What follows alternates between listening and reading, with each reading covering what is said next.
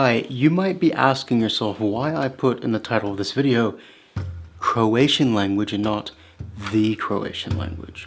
There's a good reason why I did that. This is Benjamin and I'll tell you that in a minute. Croatian is a Slavic language, or is it? It's debatable if it's its own language, but first let's just assume it's a language for the time being. It's a member of the Slavic language family anyway, and it's part of the Southern Slavic languages. So there are three branches of the Slavic languages. The Western branch, which includes languages like Polish and Czech, that you're probably familiar with. And in the East, that branch, Belarusian, Ukrainian, Russian. But in the South, there's a whole range of language that's South Slavic, non-surprisingly. And you have Serbo-Croatian and Bulgarian with Macedonian and Bulgarian are distinct from Serbo-Croatian, although there's some level of mutual intelligibility. It's on a spectrum. It's all South Slavic, and that's what we're talking about in this video. Croatian is spoken by 6.4 million people or so around the world. Non-surprisingly, most of them in Croatia, just over 5 million people as a native language there. The others, Serbo-Croatian, you have Serbian and Bosnian, and these are mutually intelligible with Croatian. It's essentially the same language. I know I don't want to get political. We had this thing in Yugoslavia where it broke up. You know, whenever a communist regime falls, there's always bloodshed and anarchy, and that's exactly what happened. Communists, and you had a bit of Islamicism in the middle between the Eastern Orthodox Church and the Croats, who were mostly Catholic. It's complicated. But even before this, within former Yugoslavia itself, there was recognition that these dialects and the ethnicities that spoke them were considered to be their own languages themselves in some cases. For instance, people who went to school in former Yugoslavia, many of them would read on their textbook Croatian. Not always, though, depending on the circumstance and how many other ethnic groups were around you where you lived, like Bosniaks and Serbs. So the language was read as follows, like Serbo-Croatian would be Srpsko-Hrvatski. But then you'd have the Croats calling it Croato-Serbian or Hrvatsko-Srpski. So you get what I'm saying. They didn't want the other guy's name to come first in the name of their language. So eventually they just called it Croatian. But it goes back a bit further. There was the Kingdom of Croatia all through the medieval times. And they suffered a lot of defeats at the hand of the Ottomans. But during the 19th century, Romantic nationalists, as was in vogue at the time, across Europe, were standardizing their language, like Serbs were doing as well. And they wanted to put their own stamp on it. These accents here, these each have a different marker on these dialects or languages of Serbo-Croatian, Croatian included.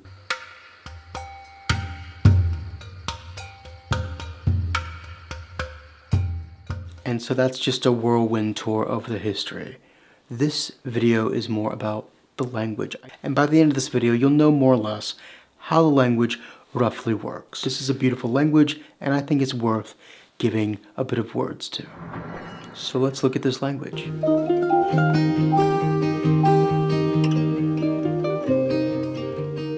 First off, the alphabet.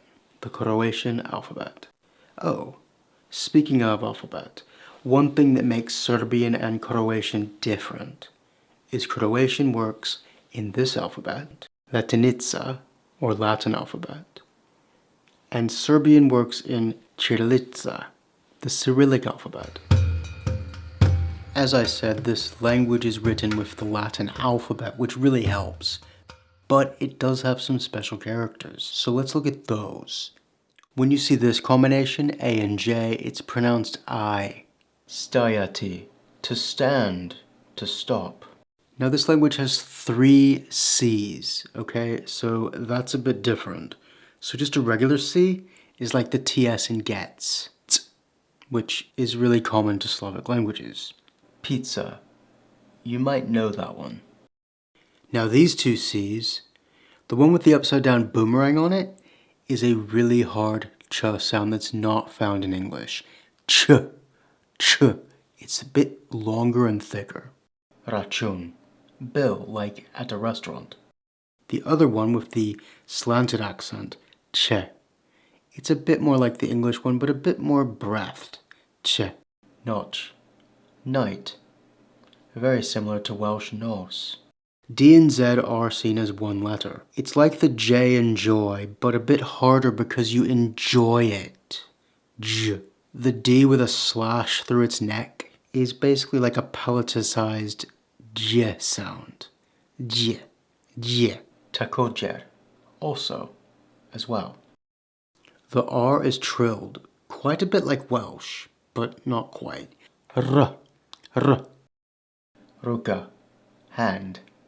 I get the impression you don't have to and that there's different variations. The S with the accent over it is basically sh, like in shop. Shapat, whisper. And then there's two Zs. One, like in English, and the other one with the accent is like the sound in pleasure. He's a man of leisure. Pleasure and leisure. You also get this NY sound, ny, ny, and this LY, l, l. I don't claim to do it perfectly. When you see O and J next to each other, it's like oi in soy sauce. E and J together are like May, like the month of May. The rest of the letters are pretty much the same as they are in most other Latin script languages.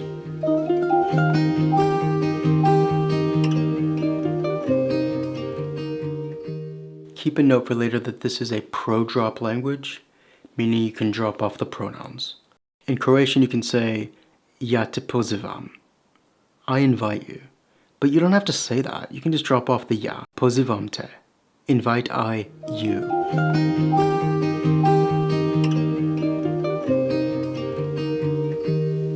Articles like a and the. Fortunately, in Slavic languages, you don't have to worry about these. Well, except Bulgarian and Macedonian. Again, those are special cases. Special cases. So, the car, a car, it's the same thing. Želiš auto. You want the car, or you want a car. You're just going to know from context anyway, so you don't need it, really. It's quite efficient. I like that.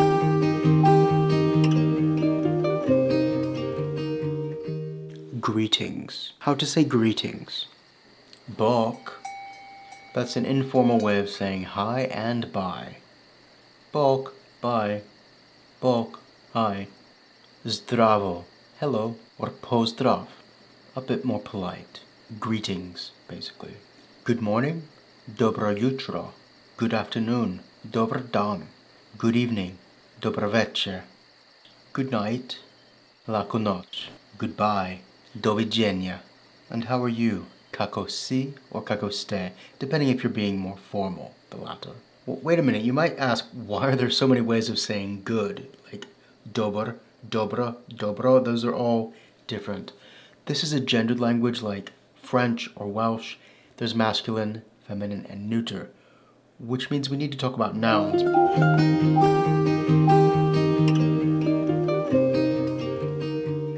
Nouns. There are three genders to the nouns in Croatian. Masculine, feminine, and neuter. Let's go through these briefly. Masculine nouns usually end in a consonant, like these. Pas, dog, grad, city, čovjek, man. But they can also end in O, usually loan words like auto, radio. You can guess what those two mean. Feminine nouns usually end in A, like these. Kucha, house, piesma, song. But feminine nouns can trick you, and may take consonant endings, though these are usually for abstract things like lubav, love, ponoc, midnight. In Indo-European languages, the feminine, as they developed, had nothing to do with sex, really. It was a category originally more for abstract and new ideas that people weren't familiar with. And neuter nouns end in O or E. Pivo, beer. Diete, child. These three form plurals in their own ways, so masculine nouns add I, ovi, or a tsi combination. So, muž, husband, muževi, grad, gradovi, towns. Island otok becomes otoci. Feminine nouns change a to e. Piesma becomes piesme, songs. Yesen for autumn becomes yeseni, autumns, or yesene. There's a lot more to it and I don't have time to go into that, but that's the basic of the nouns being gendered. If you're liking this content, please subscribe, buy me a coffee, join me on Patreon to keep the channel going. Diolch yn fawr iawn, thank you very much.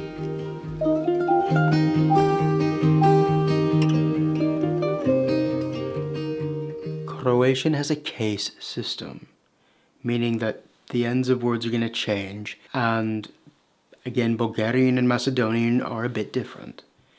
But the other Slavic languages, they generally have 7 cases, like Croatian. Let's go through these in brief. Serbo-Croatian are inflected languages, so nouns, pronouns, and adjectives can change the endings depending upon their function in the sentence.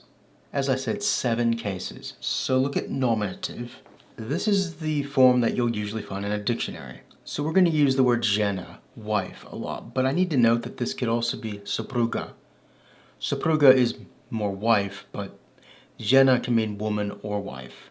So moja žena nije ovdje. My wife is not here.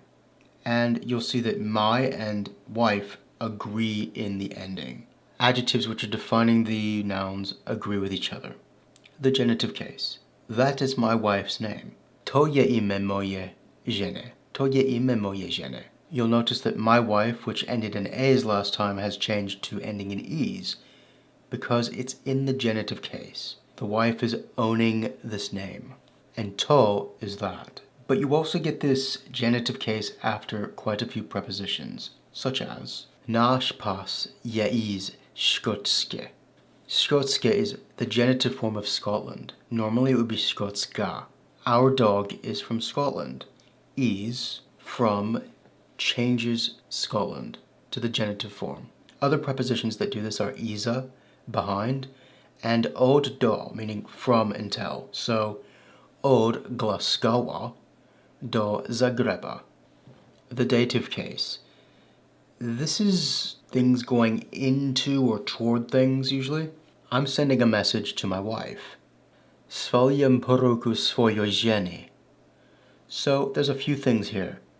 Svalja is conjugated. You don't need the pronoun. This is a pro-drop language. Pronoun attaches to the end of the verb. Šaljem poruku, a message, but the message is in the locative case. We'll get to that in a moment. Svojoj, to my wife. Ženi, so wife has changed again. Svojoj is a reflexive form of my, meaning one's own. Literally, sending I, message, location, my own wife. The accusative is basically who's being talked about. I do not know your wife. Ne znam tvoju ženu. The ne at the beginning is really useful. When you see that in Croatian, you know immediately the sentence is negative. It's really easy. Znam, I know. The am is the me ending, the first person ending. And then in the accusative, your and wife, both. They match each other's case. Also, this is used for prepositions concerning motion, like kroz, through, pod, under, and these. So, ona hoda kroz šumu. She is walking through the forest. She walks, feminine, kroz, through, šumu, accusative, forest. Šuma would be the nominative, but it's changing after kroz here. The vocative is used for addressing animates, people and animals. Bok Davide. Hi, David. The locative, we've mentioned this before, is used after prepositions showing locations. For example, u Parisu, in Paris. Can you guess what's changed in Paris there? There we go, the U. Na crevetu, on the bed. Crevet would be the nominative. The last case is the instrumental, and this is used to show the means by which an action takes place. So, she ate an apple with a fork. Pojela je jabuku vilivom. That om ending is attached to whatever the instrument is. Ate she is an apple with, so you can see the apple has been changed as well from jabuk, which would be the nominative.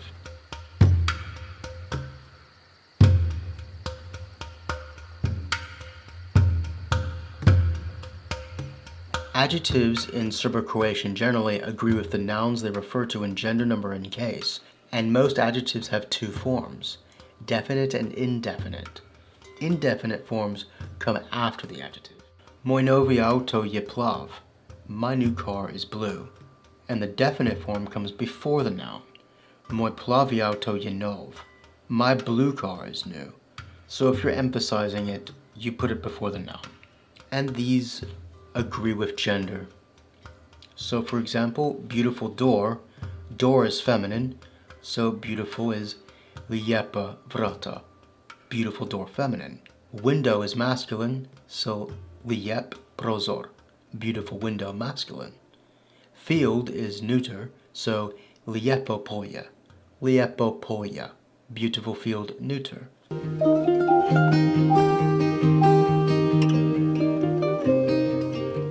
But in relation to adjectives, you get possessive adjectives. Possessive adjectives, sometimes called possessive pronouns.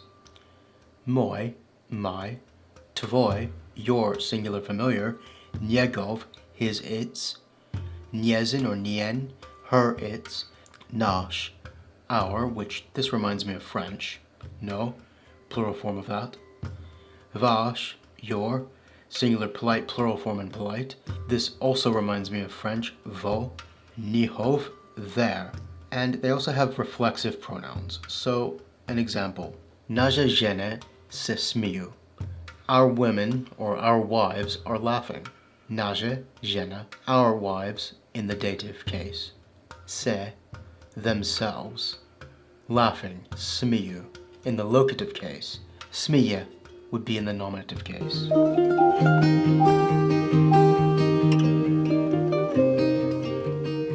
So we had gone into adjectives related to the pronoun. Let's go into the pronouns themselves. The basic ones like you, me, us, etc. The pronouns are ja, I, ti, you, singular familiar, just like Welsh, on, he, ona, she, ono, it or neuter, me, we, vi, you, singular polite, plural polite and familiar, oni, they masculine, one, they feminine, ona, they neuter. Te se smiješ, a ja se nasmijem. You yourself laughing, and I myself not laughing.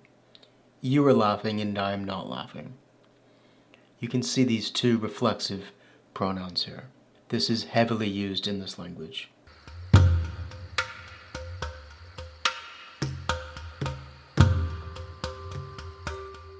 Here are the demonstratives. Ovai, this masculine. Ova, this feminine.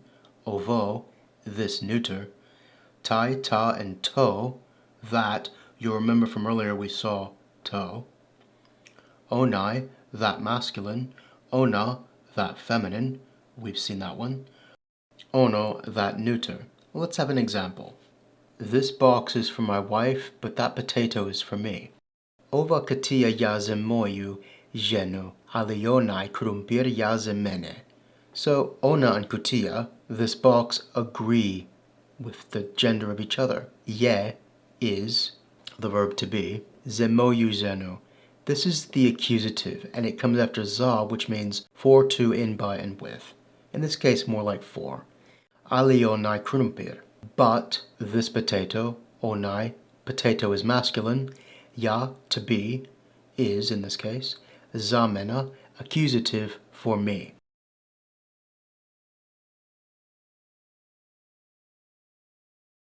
Let's look at comparing things like this is bigger than that, and so on. Comparatives, superlatives. To compare things like in bigger, better, fatter, and so on, you just add one of three endings to the infinite normal form of the adjective, depending on the gender. Ie, masculine, ija, feminine, ije, neuter. She is not older. Nije starije. Wait, what's going on? There's two of these. This is agreeing with the superlative. So nije, the negative, is agreeing with the adjective being more than. She is not older. Svietlo je bolje. The light is better. Svetlo je bolje. But if you want to say something or someone is more of another, you add od. My wife is funnier than me. Moja žena je smiešnija od mene. My wife is funnier than me. And od mene puts me in the genitive form. As you can see, my wife and funnier all agree in gender. But to say less, you add manje, which seems to be a cognate with minor. An Indo-European one or a Latin one, I don't know. Moja žena je manje smiešnija od mene. My wife is less funnier than me. Other adjectives hide the comparative ending, yi, through changing letters. T, quiet, becomes tiše or tiši. Brz, quick, brze, quicker. Jaka, jače or jači, strong to stronger. But superlatives like best and biggest add nai to the beginning. So jaka, strong, jače or jači, stronger, nejači, strongest. Bolje, better, najbolje, best.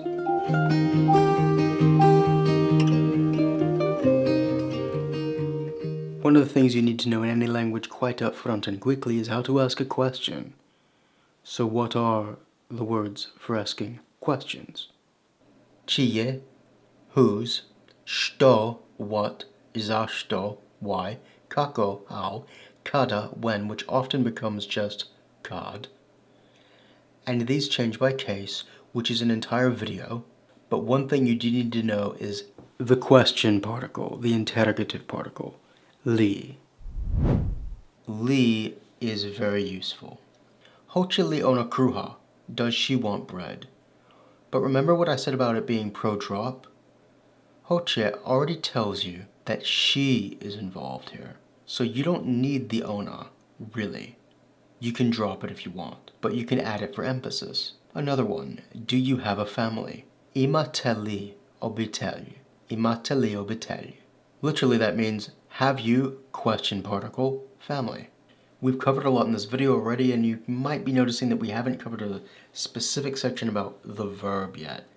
That's in part because we've covered it in bits throughout this video, but also because it would take an entire video just to go into, and I'll put some links below, more Croatian women for you to have a look at that if you would like to. So that's a quick run through of a language that I'm genuinely curious about myself, and I've taken some time during my adventures in language to peruse through it. So for those of you who speak various languages, Croatian speakers, what would be your advice for learners? Please comment below. And for those of you who speak a Slavic language, what is your impression? How much mutual intelligibility do you get between this language and yours? And for those of you who speak a Romance language, do you get a bit? Because this language, through its history, it's been influenced by Latin and Italian bits. So that would be interesting to hear your comments on that. Okay?